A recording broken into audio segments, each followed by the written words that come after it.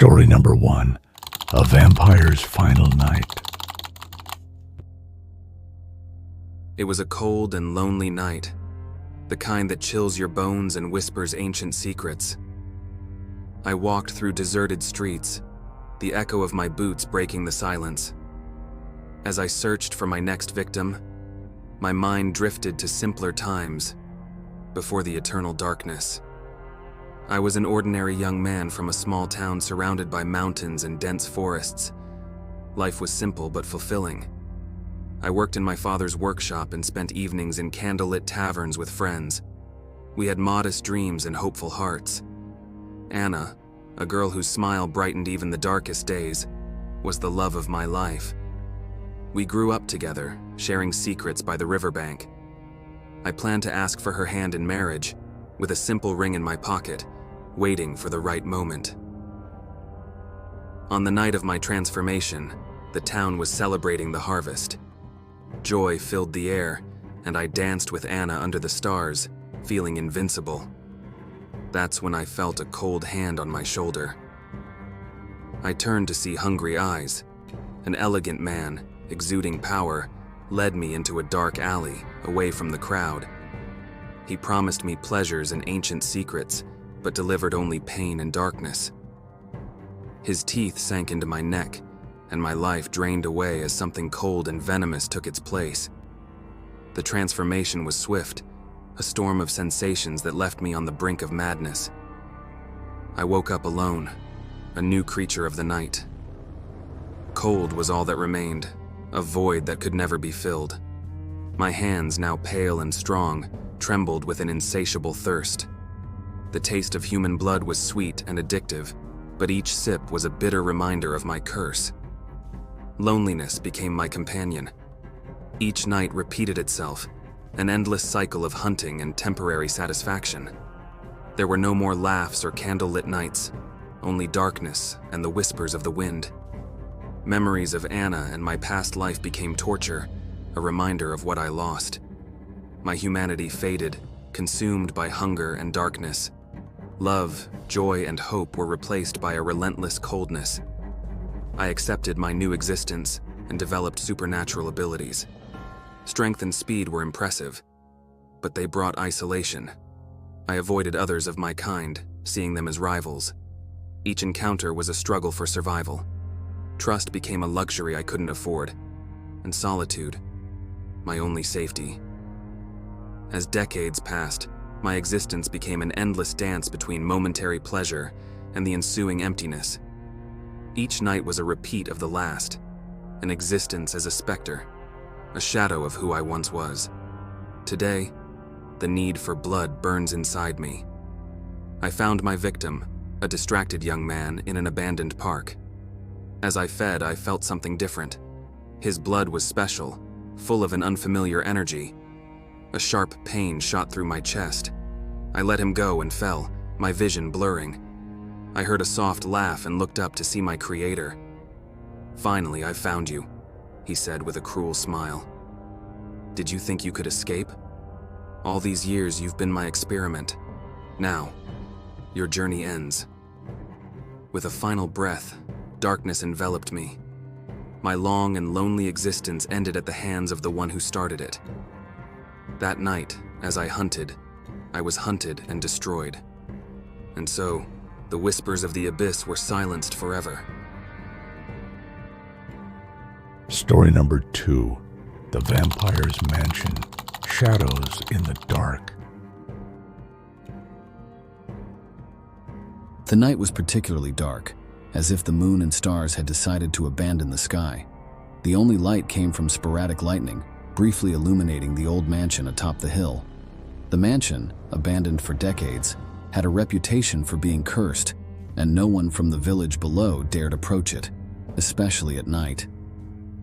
The cold wind howled through the twisted trees, whose shadows seemed to form ghostly figures dancing in a sinister choreography. The mansion's windows were like black eyes silently watching. Everything was shrouded in a palpable sense of anticipation, as if the night itself was waiting for something terrible to happen. Inside the mansion, the air was dense and heavy, filled with a silence that seemed to scream with forgotten memories. The floor creaked under the weight of invisible steps, and the walls, covered in moss and cobwebs, seemed to whisper ancient secrets. The air was thick with the smell of mold and decay, a constant reminder that this place had been forgotten by time. In the middle of the darkness, a figure moved silently. It was Victor, the vampire who had made the mansion his refuge. Tall and slender, with hair as black as the night and eyes that glowed with a sinister red light, he moved with the grace and precision of a predator. His skin was pale, almost translucent, and his fangs glistened slightly in the lightning flashes. Victor had chosen the mansion for its isolated location and the ease of hunting in the nearby villages. He fed on lost travelers and poor souls, curious enough to venture into his territory. Each night, he waited patiently like a spider in its web for his next victim. That night, a young woman had gotten lost in the dark forests surrounding the mansion. Her name was Elena, an artist who had come to the region seeking inspiration for her paintings.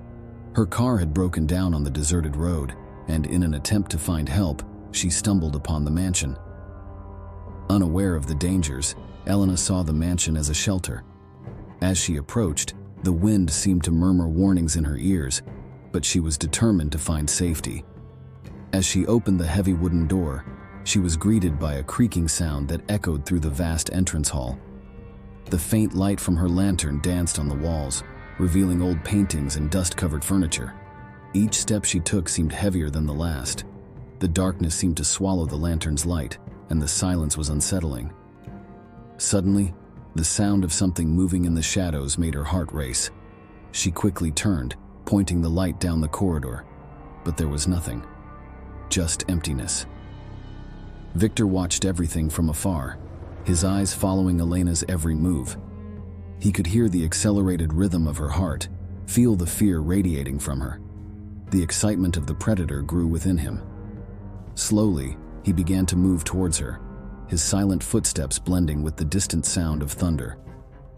Elena felt a presence, a sensation of being watched. The air around her seemed to grow colder, and a sense of panic began to set in.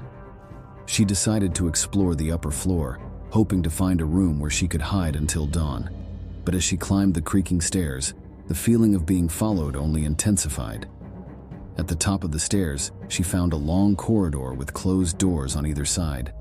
She chose a door at random and entered.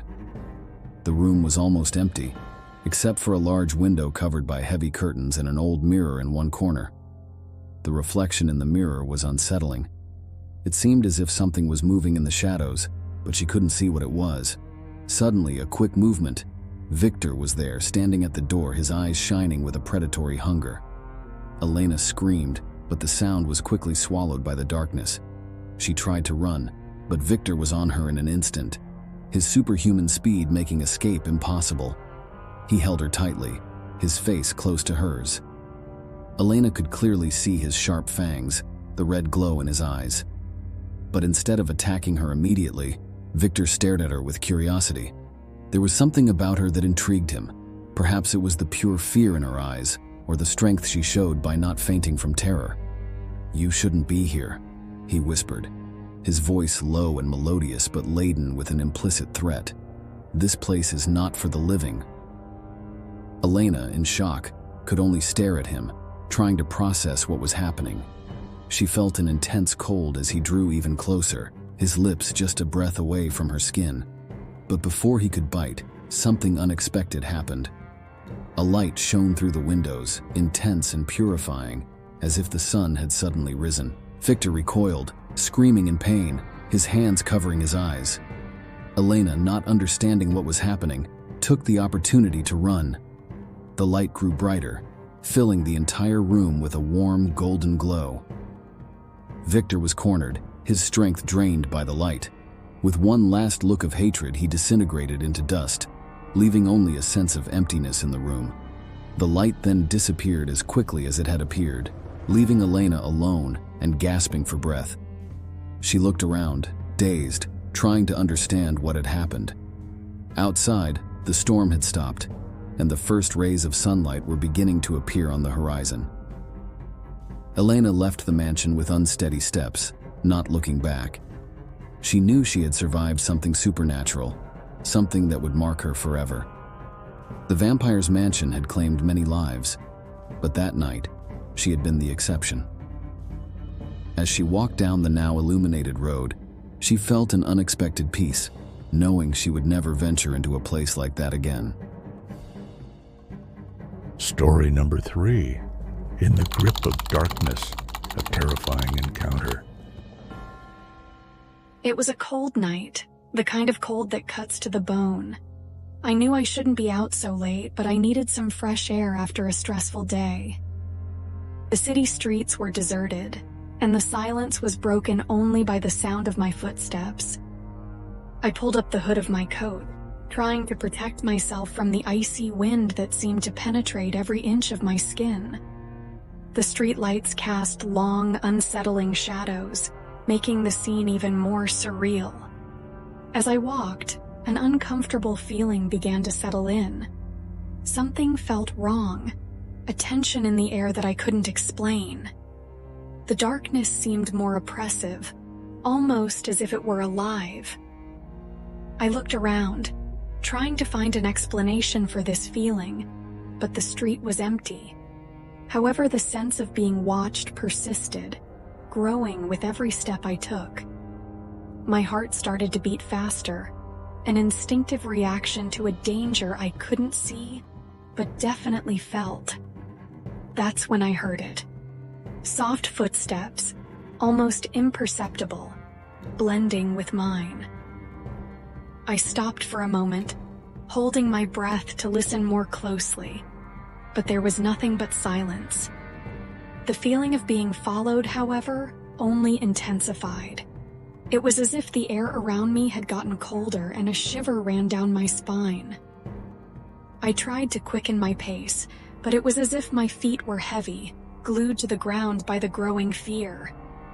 I looked back, expecting to see something, but there were only shadows. Still, I knew someone was there. Suddenly, he appeared. As if he had emerged from the shadows themselves, a tall, thin man stood a few meters away from me. His face was pale, almost cadaverous, and his eyes glowed with a demonic light as if illuminated from within. I was paralyzed, caught by his cold, penetrating gaze. It was as if he was looking directly into my soul, and fear gripped me. I couldn't move, my body frozen in terror. He smiled, a smile that was both seductive and cruel. There was something deeply unsettling in the way his lips curled, as if he was savoring my fear. My heart pounded in my chest, and I felt my throat dry, unable to make any sound. He took a step forward, and I could feel his cold, putrid breath, like something that had long since left the realm of the living. Nausea rose in my throat, and the panic intensified. He raised his hand, and before I could react, he touched me. His fingers were like ice against my skin, the sensation of cold almost unbearable. I tried to pull my arm away, but he held it firmly, with a strength that seemed disproportionate to his frail appearance. His eyes never left mine, and I felt completely vulnerable, like prey before a predator. The terror enveloped me, squeezing my chest as he pulled me closer. The world around me seemed to fade away, as if nothing else existed beyond that horrific moment. The smell of his breath, the icy touch of his skin, all contributed to a feeling of complete hopelessness. My lips trembled, and I wanted to scream, run, anything to escape. But I was trapped, unable to move. He leaned in, and I felt his cold breath against my face. It was the touch of death, silent and inevitable. Then, suddenly, he let me go. I fell to the ground, trembling, my body weak and shaking. Tears welled up in my eyes, but I was still alive. The panic I had felt was now mixed with deep confusion. What had just happened? Why had he let me go? I looked around.